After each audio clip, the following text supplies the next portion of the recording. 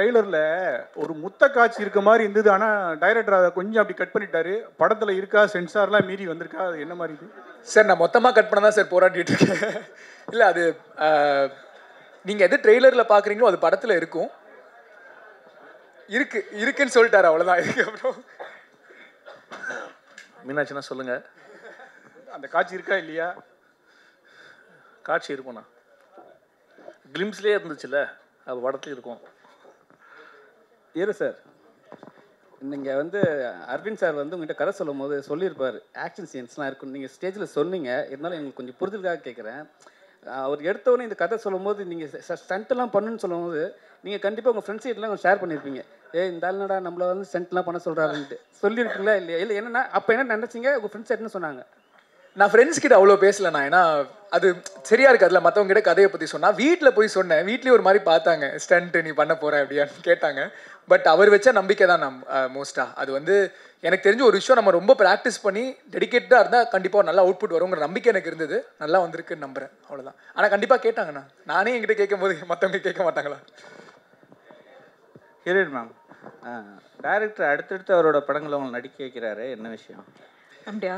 டேரக்டருக்கு ரொம்ப நன்றி. என் மேலே வச்சிருக்கிற நம்பிக்கை தான் நினைக்கிறேன். ஆக்சுவலி அவருக்கு ஜெனுவனாக நான் ரொம்ப கிரேட்ஃபுல்லாக இருக்கேன். பிகாஸ் எனக்கு வந்து இது ஒரு பெரிய ஆப்பர்ச்சுனிட்டி. பிகாஸ் நான் பண்ண கேரக்டர்ஸ்லாம் விட பிரேக் பண்ணுற மாதிரி எனக்கு ஒன்று வேணும்.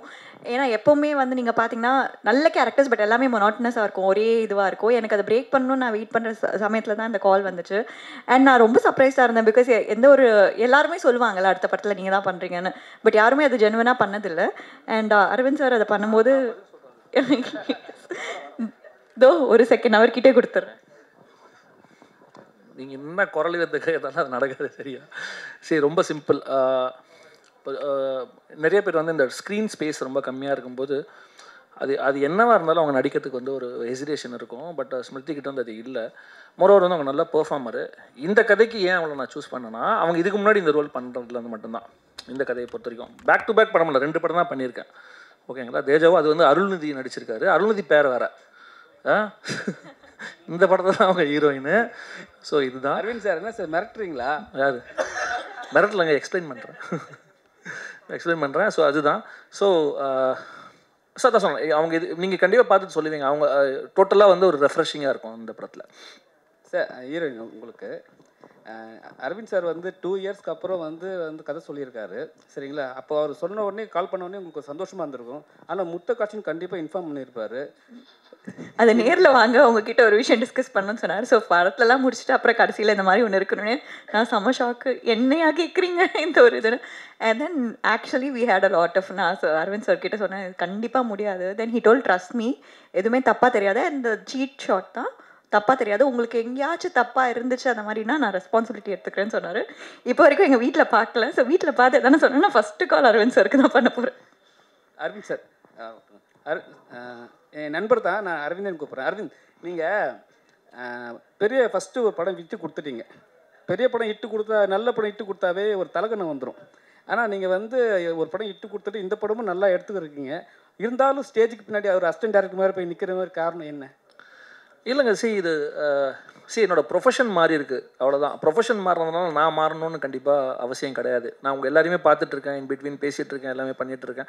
ஸோ நான் பேசிக்காக அங்கேருந்தாங்க இங்கே வந்திருக்கேன். அது எப்பயுமே எனக்கு அது இருந்துகிட்டு இருக்கும். எதை சொன்னேன், எத்தனை பொங்கலுக்கு வந்து நான் வந்து ஒரு ப்ரெஷ் ஷோ பார்த்துருப்பேன். இன்றைக்கி ஏன் ஒரு பொங்கலுக்கு என் படம் வருதுன்றது எனக்கு பெரிய ட்ரீம். ஏன்னா ஒரு ஃபெஸ்டிவல் ரிலீஸ்ன்றது ட்ரீமு. ப்ரொவைடட் நம்ம எத்தனை படம் இங்கே உட்காந்து பார்த்துருப்போம், கூட பயணிச்சிருப்பேன். அப்படின்னும் போது நமக்கு என்னதாலும் ஒரு பதட்டம் இருக்கும்ல, ஐயோ இது கரெக்டாக நடந்துடணும் அப்படின்னு சொல்லிட்டு. ஸோ அதனால தான். மற்றபடி நான் தான் சொன்னேன், இது இப்படியே தான் இருப்பேன். இன்னும் ஒரு 10 படங்கள் போனாலும் இப்படி தான் இருப்பேன். கீதா மேம், இன்னைக்கு ஒட்டுமொத்த தமிழ் சினிமாவே உங்களை அம்மாவா குத்தகைக்கு எடுத்திருக்கு. அதை பற்றி சொல்லுங்கள். அதை பற்றியா? சரி, ஏதோ பெர்ஃபார்ம் பண்ண முடியும் அப்படின்ற நம்பிக்கையில் சில எமோஷ்னல் சில விதமான கதாபாத்திரங்கள் என்னை தேடி வருது. ஸோ மகிழ்ச்சியாக இருக்குது. அதையும் தாண்டி நிறையா கேரக்டர் ரோல்ஸும் பண்ணிக்கிட்டு இருக்கேன். அங்கேயும் சிலதை நோட்டீஸ் பண்ணி கூப்பிட்றாங்க. ஸோ அதனால் கொஞ்சம் அந்த அம்மா அப்படிங்கிறதுலேருந்து ட்ராவல் பண்ணி ஐ திங்க் கேரக்டர் ரோல்ஸாகவும் நிற்பேன்னு நினைக்கிறேன் போக போக. ஸோ இதுலேயும் ஒரு அம்மா தான் பண்ணியிருக்கேன், ஆனால் கொஞ்சம் வித்தியாசமான அம்மா. ஹீரோக்கு ஒரு கேள்வி, கிஷன்தாஸ் உங்கள் தாத்தா வந்து ஒரு டிஜிபியாக இருந்தவர். அவர் ஆசைப்பட்டதே வந்து அவரோட மகள்ங்க வந்து யாருன்னா ஒருத்தர் போலீஸ் டிபார்ட்மெண்ட்டில் இருக்கணும்னு ஆசைப்பட்டார். பட் உங்கள் மதர் வந்து நடிக்க போயிட்டாங்க. அதுக்கப்புறம் நீங்களும் நடிக்க வந்துட்டீங்க. உங்களுக்கு என்னைக்காவது இந்த போலீஸ் ஆகணும் அப்படின்னு ஒரு ஆசை இருந்திருக்கா? படிப்பு ஏறல சார் பெருசாக. நான் நினச்சாலுமே அதுவும் ஒத்துழைக்கணும்ல சார். பட் நான் கண்டிப்பாக நினச்சிருக்கேன் சார் ஆகணும்னு. அட்லீஸ்ட் ஆமாம், இந்த படத்தில் வந்து கிட்டத்தட்ட அந்த மாதிரி தான் நடிச்சிருக்கேன். ஸோ கொஞ்சம் பெருமையாக இருந்தது. But at the same time தப்பாக எதுவுமே பண்ணிடக்கூடாதுங்கிற ஒரு பயம் இருந்தது சார். பட் கண்டிப்பாக ஒரு சின்ன ஒரு சந்தோஷம் இருந்தது சார். ஏன்னா அவர் இருந்தது வந்து எம்ஜிஆரோட பீரியடில் ஒரு டிஜிபியாக இருந்து ஹி வாஸ் மோஸ்ட் பவர்ஃபுல். இந்தியாவில் சொல்ல போனால் பெஸ்ட் ஐபிஎஸ் ஆஃபீஸர்ஸில் ரெனோன் ஐபிஎஸ் ஆஃபீஸர்ஸில் வந்து இவரோட பேர் இருந்துச்சு.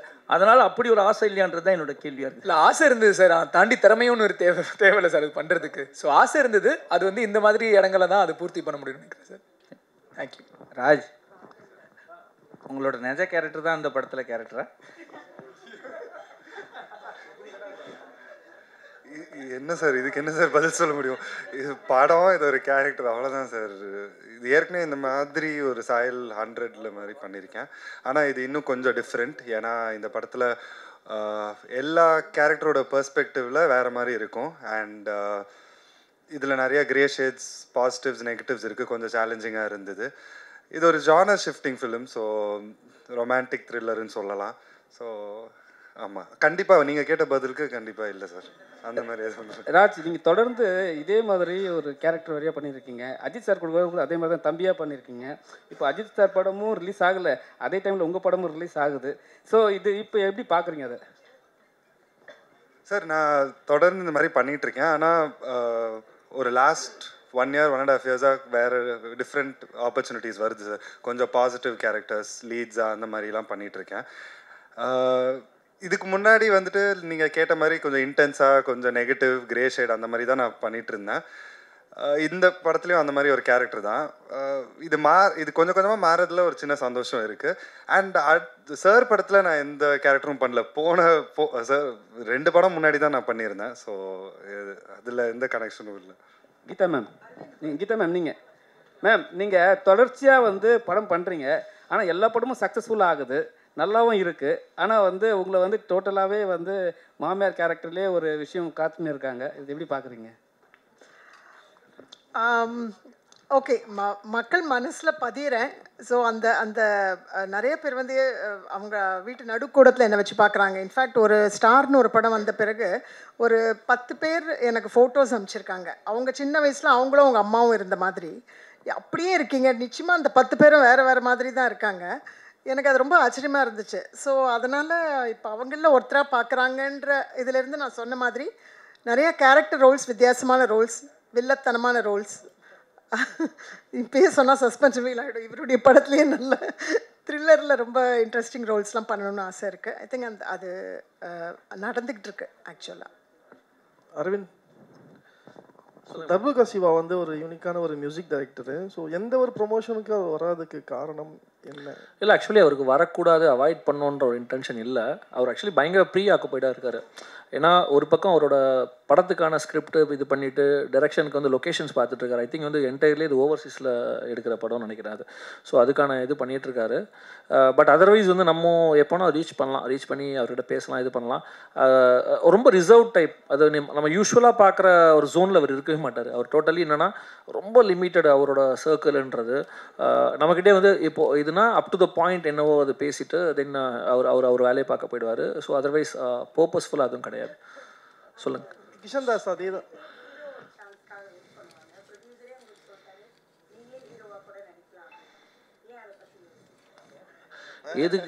எதுக்கு அதாவது